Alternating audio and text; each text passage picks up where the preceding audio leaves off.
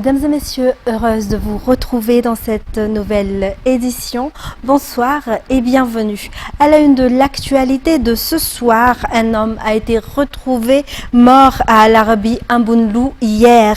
Au moment de la découverte, il manquait une main au corps de la victime. Cet homme, père de famille résidant à Ivange, a été retrouvé sans vie hier. Radraman Nzatou sur les images de Yves Janel. Le vendredi dernier, le père de famille retrouvé mort à Al Arbi Ambounlou, hier, avait quitté son domicile à Ivange.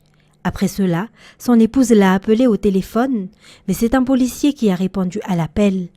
Selon ce dernier, le propriétaire du téléphone aurait été victime d'un vol et l'appareil aurait été retrouvé en possession du présumé voleur. La famille s'est ensuite rendue au bureau de police. Toutefois, depuis ce jour, le père de famille restait introuvable et n'était plus rentré chez lui jusqu'à lundi. Ses proches avaient alors lancé un avis de recherche sur les réseaux sociaux. Les recherches menées par la famille se sont poursuivies sans résultat sur l'endroit où il se trouvait. Hier, jeudi, les proches ont de nouveau reçu un appel de la police leur signalant la découverte d'un corps à Al Arbi Ambounlou. Après vérification, il s'est avéré qu'il s'agissait bien du corps sans vie du père de famille activement recherché. D'après les explications de la famille, le corps a été retrouvé non loin du tombeau familial. La paume de sa main gauche ainsi que sa main droite n'étaient plus présentes sur le corps au moment de la découverte. Ce père de famille, victime d'un homicide, laisse derrière lui une veuve et 3 orphelins. Et on poursuit par les actualités sociales. Chaque citoyen devrait maîtriser les différents gestes de premier secours. Des gestes simples mais essentiels car ils permettent de sauver de nombreuses vies. Un reportage signé Andniana Martina sur les images de Nzar Ranjiansou. Des gestes simples mais qui peuvent sauver des vies. Des réflexes que chaque citoyen devrait également connaître et retenir. La position latérale de sécurité est le premier geste à adopter lorsqu'une personne s'évanouit ou perd connaissance. Parmi les autres gestes figure également la technique des claques dans le dos pour les personnes qui s'étouffent ou dont les voies respiratoires sont obstruées. Des connaissances de base mais qui peuvent sauver des vies. Environ 15 types de gestes sont enseignés lors des formations au premier secours. Des techniques accessibles à tous, permettant de venir en aide à son prochain. Il ne s'agit toutefois que d'une première intervention, puisque la prise en charge doit ensuite être poursuivie par les secouristes ou les professionnels de santé après les premiers gestes d'urgence. Et près de 10 000 volontaires en secourisme sont actuellement recensés au sein de la Croix-Rouge Malagasy à Madagascar. En s'engageant bénévolement, ils ne perçoivent aucune rémunération, mais œuvrant avant tout pour venir en aide à leurs semblables.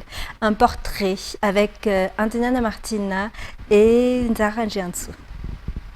Ranefsan Jean Chrysostome est un volontaire au sein de la Croix-Rouge Malagasy depuis 1994. Cela fait aujourd'hui 32 ans qu'il s'est engagé bénévolement et il poursuit toujours cette mission actuellement. Pour Chrysostome, le volontariat au sein de la Croix-Rouge Malagasy dans la branche secourisme consiste à consacrer une partie de son temps au service des autres. Cette mission ne connaît aucun horaire. Il intervient à chaque fois qu'une personne a besoin d'aide. Actuellement, environ 10 333 volontaires sont enregistrés au sein de la Croix-Rouge Malagasy. Ils sont répartis à travers toute l'étendue de Madagascar selon les explications. À noter qu'aujourd'hui, le 8 mai, marque la journée mondiale de la Croix-Rouge et du Croissant Rouge. Cette célébration commémore la naissance de Henri Dunant, fondateur du mouvement international. Outre les volontaires, il existe également des structures privées spécialisées exclusivement dans les interventions d'urgence. Si auparavant peu de personnes connaissaient l'existence de ces centres, de plus en plus de patients font aujourd'hui appel à leurs services. Felana Rakotorsoul, Yves Janel. Des avions Entre 1 et 17 patients par jour sollicitent les services de cette structure privée spécialisée dans les urgences, dont la majorité sont des personnes prises en charge à domicile. Les cas de perte soudaine de connaissance figurent parmi les principales raisons des appels, en plus des victimes d'accidents de la circulation. Le sauvetage de personnes nécessite des équipements spécifiques. Désormais, plusieurs structures privées de ce type disposent déjà de matériel répondant aux normes médicales. C'est à partir de la pandémie de Covid-19 que les structures de ce genre ont connu un véritable essor. Leurs activités complètent pleinement celles des volontaires, notamment à travers les formations aux gestes de premiers secours destinés aux personnes qui en ont besoin. Les premiers secours, indispensables dans la vie quotidienne, devraient être connus de chaque citoyen au sein de la société. Dans la page économique, les produits malagasy peuvent bien se vendre à l'extérieur. Toutefois, ils doivent respecter les normes internationales afin de préserver l'image du pays. Une plateforme regroupant des petites entreprises accompagne ainsi ces entrepreneurs dans la commercialisation de leurs produits en France, en Belgique, à Dubaï, aux États-Unis et en Asie. Depuis qu'une marque spécialisée dans la transformation du raffia a intégré cette plateforme, ses ventes ont été multipliées par 4. Détails sur les images de Yves Janel.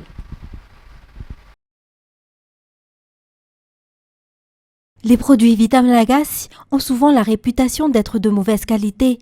Pourtant, de nombreux petits entrepreneurs font des efforts et proposent des articles de qualité. C'est justement ce type d'initiative que soutient cette plateforme qui rassemble près de 300 000 consommateurs à Madagascar et à l'étranger.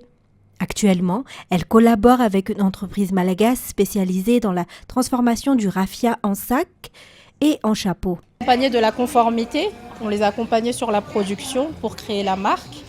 On les a accompagnés pour l'exportation. Et là, actuellement, leurs produits sont déjà distribués en Europe. Donc, ils sont présents en France, en Belgique et en Italie. Donc, c'est vraiment le travail qu'on fait, en fait, c'est de développer les marques à l'international et on les accompagne. C'est un accompagnement en continu pour développer la marque. En l'espace d'une année, après avoir intégré cette plateforme, les ventes de cette marque ont été multipliées par 4.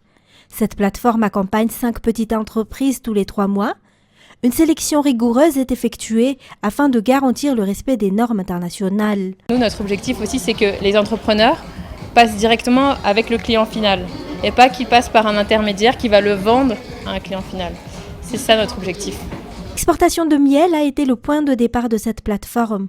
Aujourd'hui, elle exporte également des produits tels que les confitures, les épices, la vanille, les litchis, entre autres. Un conteneur de marchandises destiné à une clientèle étrangère est expédié tous les 3 mois. Et le ministre de l'Économie et des Finances a rencontré la presse ce jour dans les locaux du ministère afin de faire le compte-rendu de sa participation au Spring Meeting tenu récemment à Washington. Le ministre a annoncé que le Fonds monétaire international et la Banque mondiale poursuivront le financement des projets déjà approuvés durant le régime de Ange Radziwiłł, notamment la relance du transport ferroviaire, l'amélioration des infrastructures portuaires ainsi que l'assainissement du canal des Pangalan. Selon le ministre de l'Économie et des Finances, les relations entre Madagascar, la Banque mondiale et le Fonds monétaire international restent bonnes, puisque ces bailleurs ont réaffirmé leur volonté de poursuivre les projets qu'ils avaient déjà validés sous le régime Radziwiłł. Toutefois, à entendre les explications du ministre, le gouvernement malagasy a tout de même reçu des remarques à Washington. Les lenteurs administratives ont notamment été pointées du doigt et devraient faire l'objet de réformes. Par ailleurs, même si le ministre ne l'a pas évoqué aujourd'hui, certaines discussions indiquent également que le gouvernement a reçu des observations concernant le nouveau plafonnement des prix des carburants décidé par l'État, notamment la suspension du mécanisme d'ajustement automatique du prix à la pompe. L'émission du Fonds monétaire international avait déjà soulevé cette question en avril dernier, après leur passage à Antananarivo. La mission a souligné l'importance de maintenir l'application d'un mécanisme d'ajustement automatique des prix des carburants suite à la pause en cours, afin de limiter l'impact de la forte hausse des cours mondiaux du pétrole sur le budget et de dégager des ressources pour répondre aux vastes besoins de développement de Madagascar. En ce qui concerne les projets cités aujourd'hui par le ministre, il est à noter qu'aucun nouveau projet porté par le régime actuel n'a obtenu de nouveaux financements, ni de la part du Fonds monétaire international, ni de la Banque mondiale. Et puis la célébration de la Journée de l'Europe s'est tenue hier à la résidence de l'ambassadeur de l'Union européenne Roland Kobia, à Tarasoch, Antananarivo. L'événement a réuni des représentants de l'Union européenne, des autorités malagasy ainsi que plusieurs partenaires, notamment des représentants de pays européens et d'autres missions diplomatiques. Pour rappel, la Journée de l'Europe est célébrée chaque 9 mai en commémoration de la déclaration de Robert Schuman en 1950, considérée comme le fondement de l'Union européenne, ainsi que de la promotion de la paix et de la coopération entre les pays européens. Au cours de la cérémonie, l'ambassadeur de l'Union européenne a réaffirmé la coopération entre l'Union européenne et Madagascar dans les domaines du développement, de l'éducation, de l'environnement et de la gouvernance. Voilà pour les actualités locales. On passe à présent aux actualités internationales. Le pape Léon XIV célèbre ce jour son premier anniversaire à la tête de l'Église catholique par une visite dans le sud de l'Italie. Retrouvons les fidèles après plusieurs semaines marquées par un bras de fer avec Washington. France 24. Il y a tout juste un an, le cardinal de Chicago, Robert Francis Prévost, devenait le pape Léon XIV. Depuis son balcon, il a dressé sa première bénédiction. Que la paix soit avec vous. Plus qu'une simple phrase, depuis, le pape n'a cessé d'appeler à la paix, un mot qu'il a prononcé plus de 400 fois. Il préfère la diplomatie aux armes. Un message qui a créé des tensions avec le président de son pays d'origine, des expulsions massives à la guerre en Iran. Léon XIV n'a pas manqué de critiquer la politique de Donald Trump et de son administration, qui a parfois utilisé la Bible pour justifier les actions américaines. Je ne pense pas que le message de l'Évangile doive être détourné comme le font certaines personnes. Et je continuerai à m'élever haut et fort contre la guerre dans le but de promouvoir la paix. Des critiques pas vraiment du goût de Donald Trump. Après avoir choqué les catholiques en partageant une image générée par IA, le représentant en Christ rédempteur, le président américain s'en est pris directement au pape. Je ne suis pas un grand fan du pape Léon. C'est quelqu'un de très libéral et c'est un homme qui ne croit pas à la lutte contre la criminalité. Léon XIV s'est aussi particulièrement intéressé à l'Afrique, où il a récemment passé 2 semaines à travers 4 pays à la rencontre des fidèles. Toujours avec des messages bien choisis, un appel à la paix dans des régions où les combats font rage, à la justice devant des détenus en Guinée équatoriale ou encore à la répartition des richesses en Angola, pays riche en pétrole et en diamants, mais où la majorité de la population vit dans la pauvreté. Aujourd'hui, nous voyons comment l'espoir de nombreuses personnes est anéanti par la violence, exploité par les puissants et bafoué par les riches. Pour marquer l'anniversaire de son pontificat, Léon XIV est en visite à Pompéi puis à Naples ce vendredi. En République démocratique du Congo, lors d'une conférence de presse, Félix Tshisekedi a affirmé être ouvert à un 3e mandat, même si la Constitution ne lui permet pas. Il a également évoqué un possible report des élections prévues en 2028 si le conflit dans l'est du pays perdure. Ces déclarations ont provoqué de vives réactions politiques. France 24. Pour Jean-Marc Kabound, ex-chef du parti présidentiel devenu opposant, la démocratie est en péril. Prince Epengue de la coalition Lamuka affirme que tout changement de la Constitution pourrait plonger le pays dans une grave crise. Même opinion pour Delis Esanga qui met en garde sur le risque de voir le pays entrer dans un nouveau cycle de tensions institutionnelles. Jusqu'à présent, le président s'est caché derrière ses partisans et aujourd'hui, les masques sont tombés effectivement parce qu'il assume désormais qu'il est dans une campagne pour la recherche par plébiscite d'un 3e mandat. Et ce qui est choquant dans ça, c'est que comme chef de l'État, il a la charge de faire respecter la Constitution, mais il se sert plutôt de souffrance de notre peuple pour instrumentaliser son maintien au pouvoir. Nous, à l'opposition, nous en appelons à tous les démocrates, aussi bien de la société civile que dans la majorité même, où il y a des gens qui murmurent et qui sont contre ce projet, de pouvoir se mettre ensemble pour faire barrage à la dérive de M. Tshisekedi. D'autres opposants comme Martin Fayoulou ou Moïse Katumbi n'ont pas encore réagi. De son côté, le mouvement citoyen Lucha relève les contradictions de la parole présidentielle et pose une question.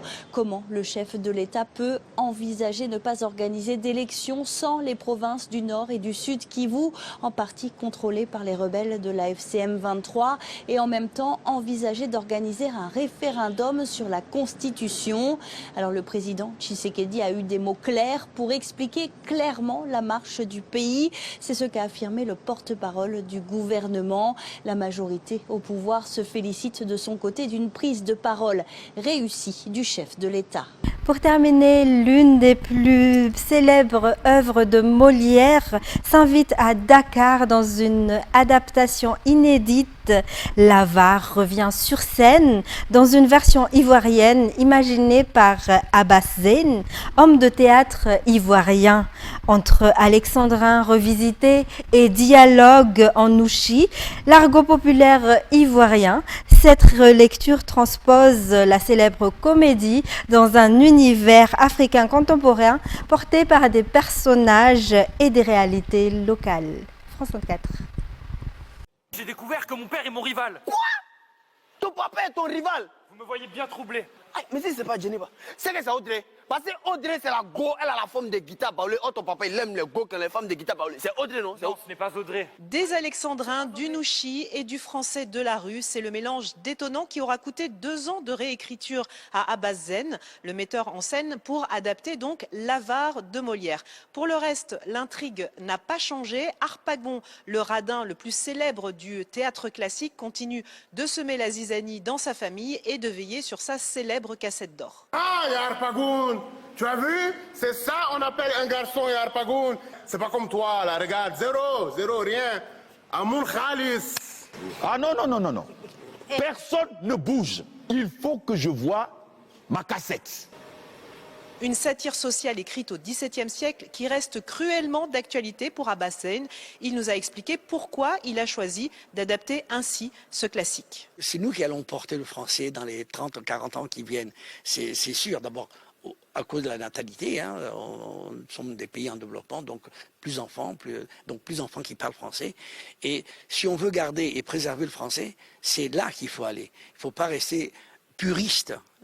Ça ne marchera pas. 2 représentations sont prévues à Dakar ce vendredi, l'une en milieu scolaire et l'autre ici, au Théâtre National Daniel Sorano.